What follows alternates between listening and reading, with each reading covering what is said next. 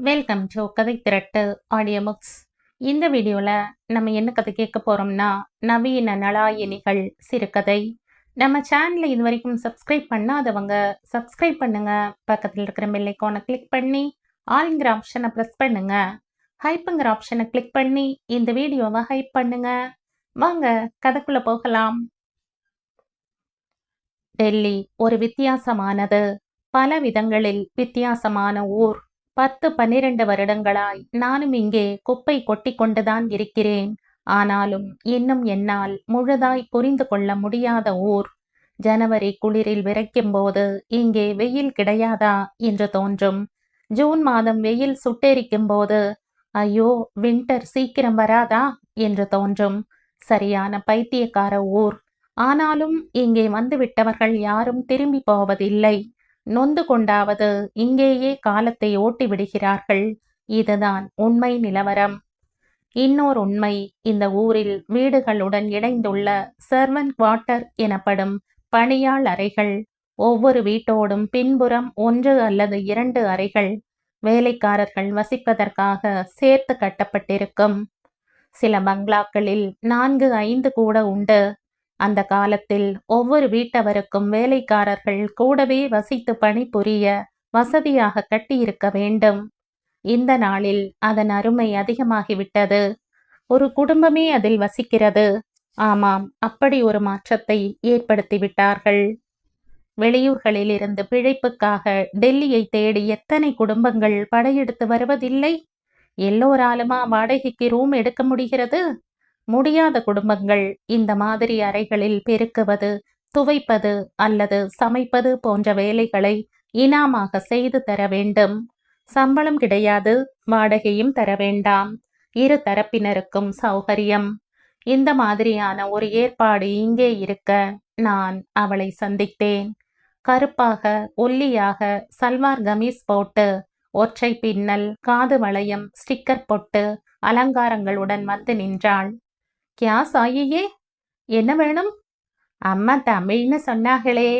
நீ தமிழா? பார்த்து தெரியலையே. பீகாரியாக்கும்னு நினைச்சேன். சின்னப்பவே இந்த ஊருக்கு வந்துட்டம்மா. இது பயக்கமாயிடுச்சு. அம்மா வீட்டில் குவார்ட்டர் காலி இருக்குன்னு சொன்னாங்க. ஆமா இருக்கு. ஆனா நான் என் சாமானத்தை எல்லாம் கொஞ்சம் போட்டு வச்சிருக்கேன். வேலைக்கு ஆள் வைக்கலீங்களா? குவார்ட்டர்ஸ்ல வச்சா தானா சம்பளம் கொடுத்து வீட்டோட வச்சுக்க முடியாதா? அப்படித்தான் ஒரு ஆள் இருந்தா. ஊர்ல இருந்து வந்தா ஊருக்கே போயிட்டா. வேற ஆள் குவார்ட்டர்ஸ் கொடுங்களேன். நீ இப்ப எங்க இருக்க? இங்கேதான் 4 வருஷம் தள்ளி பஞ்சாபி வீடு. நம்ம ஊர்க்காரங்க தமிழ் ஆள் தேடுறேன்னாங்க. அதான் ஓடி அந்த பஞ்சாபி ட்ரெஸ் போடுற. பஞ்சாபி வீட்டுல பாந்தமா வேலை செய்யலாமே. நான் அவளை ஏற இறங்க பார்த்தேன். உன் பேர் என்ன? லட்சுமி. உன் புருஷன் என்ன செய்யறான்? கரோல் பாக்கில் வேலை பார்த்துக்கிட்டு இருந்தாரு. இப்ப சும்மாதான் இருக்காரு. ஏன்? அது டெம்பரரி வேலை. பர்மனண்டா வேணும்னு தேடிக்கிட்டு இருக்காரு. 4-5 இடத்துக்கு போய் பேசிட்டு வந்திருக்காரு. 1 வாரத்துல கிடைச்சிடும். நீங்க எத்தனை பேரு? நானு, அவரு, 2 பிள்ளைங்க. 4 வயசு பெரியவனுக்கு, சின்னவனுக்கு இப்பதான் வயசு ரொம்ப போகுது. சின்ன பசங்களை விட்டுட்டு நீ எப்படி வேலைக்கு வருவ? பின்னாடியே ஏன்னு அழுதாங்கன்னா? என் பிள்ளைங்க ஐவாதுங்க. அவரும் பார்த்துப்பாரு. உன் புருஷன் இப்ப பார்த்துப்பான். நாளைக்கு அவன் வேலைக்கு போயிட்டா? அவள் என்னை சட்டென்று நிமிர்ந்து பார்த்தாள். சமாளிச்சுப்பேன். இப்ப அவங்க வீட்டுல வேலை செய்யலையா? பஞ்சாபி வீட்டில் வேலை அதிகம் இருக்கும் தான். இரவு சாப்பாடும் படுக்கையும் கூட ரொம்ப லேட்டாகும் தான். எங்கள் வீட்டிலோ நாங்கள் 2 பேர்தான். வேலை பளவும் இல்லை. சமாளித்துக் கொள்வாள் என்று தோன்றியது. என் தயக்கத்தை சாதகமாக கொண்டு அவள் கேட்டாள். அவரையும் கூட்டி வரட்டுமா? சரி, கூட்டிண்டு வா. நான் ஒண்டியாளாத்தான் பார்த்துட்டு இருக்கேன். ஆனாலும் பரவாயில்ல. வரேங்கம்மா என்று போய்விட்டாள். மறுநாள் காலையில் வாசல் மணி அடிக்க கதவை திறந்தாள் லட்சுமி. புருஷன் குழந்தைகள் சகிதம் நின்று கொண்டிருந்தாள். உன் பேர் என்னப்பா? நல்ல முத்துங்க. வேலை இல்லைன்னாலே சாப்பாட்டுக்கு என்ன செய்றீங்க? இவ வீட்டு வேலை செஞ்சா ரூம் தான் கொடுப்பாங்க. அதெல்லாம் பிரச்சனை இல்லைம்மா. இது வரைக்கும் வேலை செஞ்சதுக்கு கையில பணம் வந்திருக்கு. வேற வேலை பர்மனண்டா வேணும்னு பார்த்துக்கிட்டு இருக்கேனுங்களே. கொஞ்சம் யோசிக்கிறேன். ஒரு வாரமாய் சரியாய் பெருக்காத வீடு, தாட்சண்யத்துக்கு அடுத்த வீட்டு வேலைக்காரி பெருக்கினேன் என்று பேர் செய்துவிட்டு போகிறாள். மற்றதெல்லாம் அப்படி இப்படி என்று மேனேஜ் செய்து கொள்கிறேன். இன்னும் எத்தனை நாள் இப்படி நீடிக்க முடியும்? இந்த ஊரின் நியதியே குவார்ட்டர்ஸில் ஆள் வைப்பதாயிருக்கையில் என்னம்மா யோசிக்கிறீங்க? இல்ல, அங்க சாமான்லாம் போட்டிருக்கேன். நாங்க அட்ஜஸ்ட் செஞ்சுக்கிறோம்மா. எங்ககிட்ட சாமான் ஒன்றும் ஜாஸ்தி இல்ல.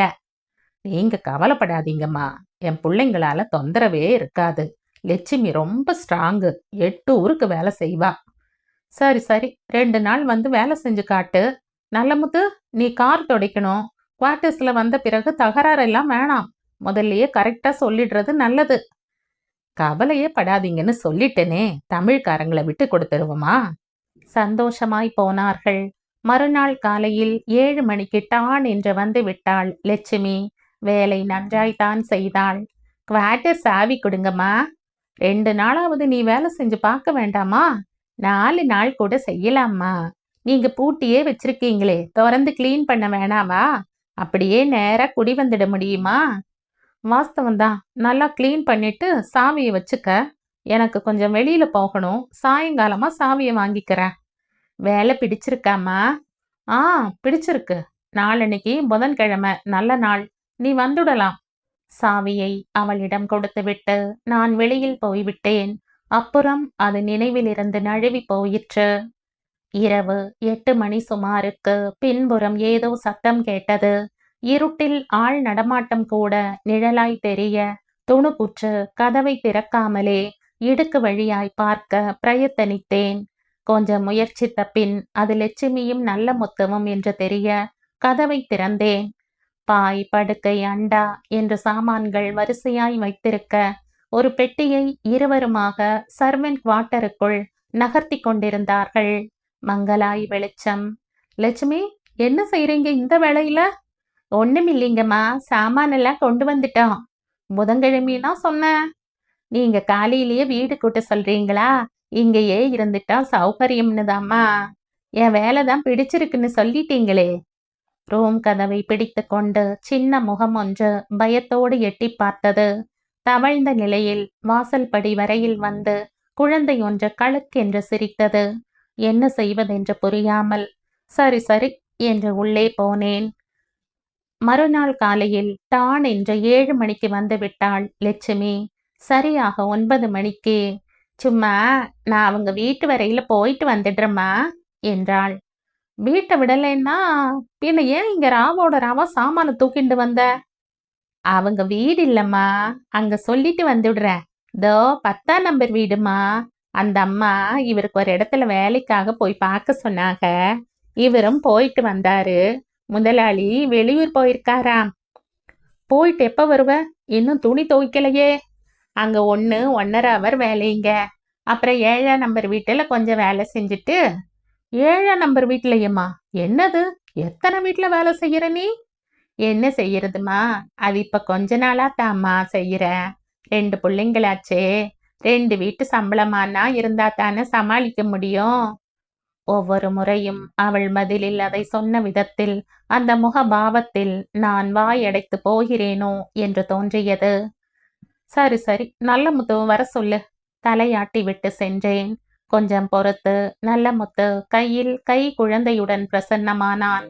கூப்பிட்டீங்களாமா? ஆமாப்பா, கார் துடைக்கணும். ஆமா லட்சுமி, வேற வீட்டிலெல்லாம் கூட வேலை செய்யுதாமே. குவார்ட்டர்ல கூப்பிட்ட குரலுக்கு வரணும்னு தானே இப்படி? நான் இருக்கேனம்மா. வேலை கிடைச்சதும் நீ போயிடுவ. 2 பசங்களையும் வச்சுண்டு அந்த வீட்டு வேலை, நம்ம வீட்டு வேலை, அப்புறம் உங்க சொந்த வேலைன்னு எப்படி ஒரு பெண்ணால எல்லாத்தையும் செய்ய முடியும்? உனக்கு வேலை கிடைச்சதும் அது நம்ம வீட்டு வேலை மட்டும் செஞ்சா போதும் என்ன? ஆகட்டுங்க, வரட்டுங்களா? கார் துடைக்க சொன்னேனே. லட்சுமி வந்து துடைக்குங்க. இந்த பையலுக்கு காலையில இருந்து கனகனன்னு இருக்குதுங்க. கையை விட்டு இறங்க மாட்டேங்கிறான். காரை கூட லட்சுமி துடைக்குமா? நல்லா துடைக்குங்க. நான் ஸ்டவ்ல சோறு வச்சிருக்கேன். இவனுக்கு ரசஞ்சோறு கரைச்சு கொடுக்கலாம்னு. வரட்டுங்களா? சரி சரி என்று தலையாட்டுவதை தவிர வேறு தோன்றவில்லை. கிட்டத்தட்ட 1 வாரம் ஆயிற்று. லட்சுமியே ஓடி ஓடி எல்லோர் வீட்டு வேலைகளையும் செய்து கொண்டிருந்தாள். அவள் வந்தபோது செய்த வேலைகளை நன்றாக செய்தாள். கூப்பிட்ட குரலுக்கு ஆள் என்பதுதான் மாறி போயிற்று. எப்போது எதற்கு கூப்பிட்டாலும் நல்ல முத்து ஏதோ சாக்கு போக்கு சொல்லவே நான் அவனை கூப்பிடுவதையே நிறுத்தி கொண்டேன். அவன் வெளியில் எங்கும் தலை காட்டியதாகவே தெரியவில்லை. குவார்ட்டரில் குழந்தைகளை பார்த்து கொண்டிருந்தான். சமயங்களில் பிரஷர் குக்கர் ஓசை மட்டும் வரும். சமைக்கிறான் என்று நினைத்துக் கொள்வேன். ஒரு வாரம் கழித்து லட்சுமியிடம் கேட்டேன், நல்ல முத்து வேலைக்கு போற வழியாவே காணமே, வேலை தேடுற ஆள் இப்படி வீட்லயேவா அடைஞ்சு கிடப்பா? 4-5 இடத்துல போய் கேட்க வேணாமா? அந்த அம்மா சொல்றதா இருக்காங்களே, அப்படி நம்பிட்டு இருந்தா முடியுமா? தானா முயற்சிக்க வேணாமா? கையில பணம் இருக்குன்னியே, எத்தனை நாளைக்கு வரும்? அப்புறம் என்ன செய்வீங்க? அவங்க அப்பா நல்ல வசதியானவர். சாப்பாடு கான்ட்ராக்ட், செலவுக்கெல்லாம் கொடுப்பாக. இதென்ன கூத்து என்று அவளை வியப்பாய் பார்த்தேன். பணக்கார வீட்டு பிள்ளைன்னா சர்வெண்ட் குவார்ட்டர்ல ஏன் வந்து இருக்கணும்? சொந்த வீட்டுல இருக்கலாம் தான், நான் தான் நாம தனியா இருக்கலாம்னு கூட்டியாந்துட்டம்மா. அது என்ன புது கதை? அவங்க வீட்டுல இவருன்னா எல்லாருக்கும் இளக்காரம், எனக்கு பொறுக்கல, அதான். புருஷனை இளக்காரமாய் பேசினால் எந்த பெண்ணுக்கு தான் பொறுக்கும்? ஆனால் நல்ல முத்துவை ஏன் பேச வேண்டும்? ஒருவேளை நிரந்தர வேலை இல்லாததாலா? நாம் ஏதாவது ஒத்தாசை செய்தால் என்ன என்று யோசித்தேன். ஒரு கம்பெனி முதலாளியை எங்களுக்கு நன்றாய் தெரியும். சொன்னால் அவனுக்கு வேலை போட்டு கொடுப்பார். அன்று மாலை 4 மணி இருக்கும். லட்சுமி வேறு வீட்டு வேலைக்கு போயிருக்க, குழந்தைகள் தூங்கிக் கொண்டிருக்க, பின்பக்க வாசற்படிக்கெதிரே சும்மா உட்கார்ந்திருந்தான் நல்ல முத்து. எதேச்சையாய் அந்த பக்கம் போவது போல் போய் பேச்சு கொடுத்தேன் அவனிடம். வேலைக்காக அங்க இங்க போய் பாத்தியா? லேசில கிடைக்க மாட்டேங்குதேம்மா. நீ உட்கார்ந்த இடத்துல தேடிண்டு வந்து யாராவது கூப்பிட்டு வேலை கொடுப்பாங்களா என்ன?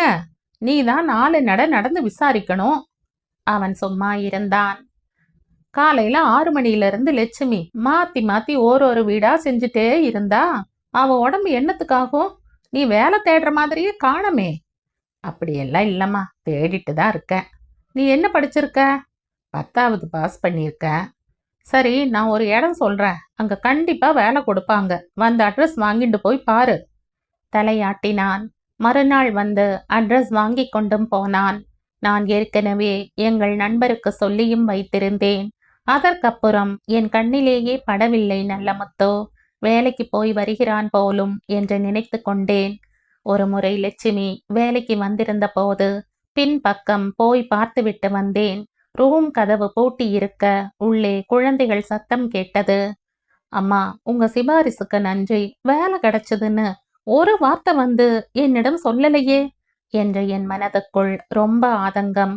பொறுத்து பார்த்து முடியாமல் நானே எங்கள் நண்பருக்கு ஃபோன் செய்து கேட்டேன். வந்தானே, உங்க ஆள் வந்தானே, பேக்கிங் செக்ஷன்ல வேலை போட்டு கொடுக்குறேன்னு சொன்னேன். செக்ஷன்ல போய் பார்த்துட்டு வந்தான். ஆனா வேலை பிடிக்கல போல. என்ன, வேலை பிடிக்கலையா?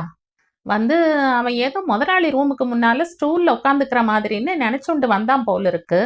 பேக்கிங் செக்ஷன்லன்னா பேக் செய்யணும், தைக்கணும், வண்டியில ஏத்தணும், அதெல்லாம் கஷ்டம்னுட்டான். சம்பளம் கூட ஜாஸ்தி தரதா சொன்னேன், ஆனா சரிப்படாதன்னுட்டு போயிட்டான். சாரி என்றார். நன்னா இருக்கு, நானா சாரி சொல்லணும் உங்களுக்கு தொந்தரவு கொடுத்ததுக்கு என்ற போனை வைத்தேன். சாயங்காலம் லட்சுமி வர காத்திருந்தேன். என்ன, நல்ல முத்து வேலை வேண்டான்னுட்டானாமே. அவள் சும்மா இருந்தாள். வேலை தேடுறதா சொன்னதெல்லாம் பொய் தானே? எங்க அவன்? ரூம்ல தாம்மா இருக்காரு. ரூம் பூட்டியில இருந்தது, உள்ள குழந்தைங்க சத்தம் தான் கேக்கிட்டது. நான் உள்ளாரவே இருக்க, நீ பூட்டிக்கிட்டு போன்னு சொன்னாருமா. விளையாடுறீங்களா? இதெல்லாம் என்ன கூத்து? ஆ, இல்லைங்கம்மா. அவள் மென்று விழுங்கினாள். பிறகு மெல்ல சொன்னாள். அவர் வேலைக்கெல்லாம் போக மாட்டாருமா. அவங்க அண்ணா அக்காளுக்கு அப்புறம் 10 வருஷம் கழிச்சு பிறந்த பிள்ளைன்னு ரொம்ப செல்லம். இவர் பிறந்து ரோட்டோரத்துல இட்லி சுட்டு வித்துட்டு இருந்த அப்பாக்கு ஏதோ சாப்பாட்டு கான்ட்ராக்ட் வந்துச்சான். அதுல இருந்து பணம் சேர்ந்துடுச்சு. அதனால ரொம்ப அருமைங்க. துரும்ப எடுத்துட்டு போட விடாம வளர்த்துட்டாங்க. அண்ணன்தான் அப்பாவோட வியாபாரம் எல்லாம் பாத்துக்கிறாங்க. அண்ணி வந்து ஏன் புருஷன் ஓடி ஆடி உழைக்கணும், இவன் உட்காந்து சாப்பிடணுமான்னு சொல்லி சொல்லி அண்ணன் கூட தண்டச்சோறும் உதவாக்கரைன்னெல்லாம் சொல்ல ஆரம்பிச்சிட்டாங்க. அதான் அங்கேயே இருந்தா இன்னும் கேவலமா போடும்னுட்டு நான் தான் வெளியில வந்துட்டேம்மா. 4 பேரை பார்த்தாங்காட்டியும் தெரிஞ்சுக்க மாட்டாரான்னு. 2 பிள்ளைங்களாச்சு. அதுங்களையாச்சும் விவரமா வளர்த்து நல்ல ஆளாக்க வேணாகளா? நான் அவளை அதிசயமாய் பார்த்தேன். என்ன தலையெழுத்து இது? கணவன் சுயமாய் கொஞ்சம் சம்பாதித்தால் போதும், சுகமாய் வாழ வசதி இருக்கிறது. ஆனாலும் இப்படி வீடு வீடாய் பெருக்கி துடைத்து கொண்டு, ஆமா, ரூம போட்டு சொல்லி உள்ளேயே உட்காந்துக்கிறவன் உலகத்தை பார்த்து எப்படி தெரிஞ்சுப்பான்? அது பாருங்கம்மா, அது உங்களால தாம்மா. எப்ப பார்த்தாலும் வேலைக்கு போகலையா? அங்க போய் பார்த்தியா, இங்க போய் கேட்டியான்னுட்டே இருந்தா பயந்துகிட்டு உள்ளவே இருக்கேன்னுட்டாரு. நன்னா இருக்கு நீ சொல்றது. நியாயம்னு ஒண்ணு இல்லையா? ஒரு ஆம்பளைய வேலைக்கு போப்பான்னு சொல்லக்கூடாதா? நீங்க சொல்றது நியாயம்னா கூட யோசிச்சு பாருங்கம்மா. என் புருஷன், என் பிள்ளைங்க, என் குடும்பம் 4 வீடு வேலை செஞ்சாலும் நான் அவங்கள காப்பாத்துவேன். என் உடம்புல சக்தி இருக்கு, மனசுல தெம்பு இருக்கு. உங்க வீட்டு வேலையில மிஸ்டேக் இருந்தா என்ன சொல்லுங்க. அப்புறம் நாங்க என்ன செஞ்சா என்ன செய்யலைன்னா உங்களுக்கு என்னம்மா? பஞ்சாபி வீட்ல 1 வருஷம் இருந்தோம். அவங்க வேலை ஒழுங்கா செஞ்சா அத்தோட சரி. மேற்கொண்டு ஒரு பேச்சு கிடையாது. ஒரு நாள்ல, நல்ல முத்து, நீ என்ன வீட்லயே இருக்கியேன்னு கேட்கலையே. நீங்க தமிழ்காரங்களாச்சே. இப்போதும் அவள் பதிலில் நான் தோற்று போனாற் போல்தான் இருந்தது.